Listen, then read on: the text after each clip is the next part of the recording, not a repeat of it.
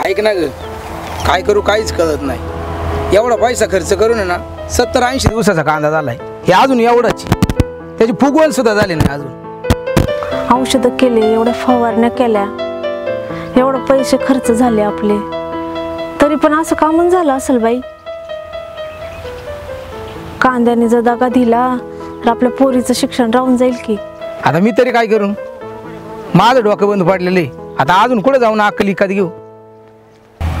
अहो त्या सुनीता ताई नाही का, त्या म्हणत होत्या बाहुबली 101 असं काहीतरी ते आहे, ते बियाणं ते वापरतात. आपण त्यांना विचारायचं का? बरं चल.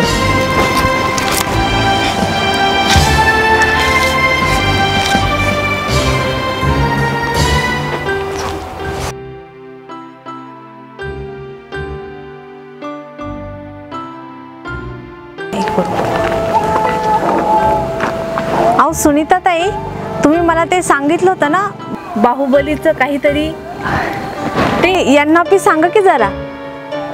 अरे रामा, आमच्या शेतात आम्ही वरद सीडचं बाहुबली 101 हे बी पेरलं. हो. अहो म्हणून आमचा कांदा कसा दणक्यात आलाय. एकसारखा आकार आणि कांदा कसा दर्जेदार. 110 ते 120 दिवसात कांदा काढणीस. आणि महत्वाचं म्हणजे कांद्याची टिकाऊ क्षमता 8 ते 10 महिने. बघितलं.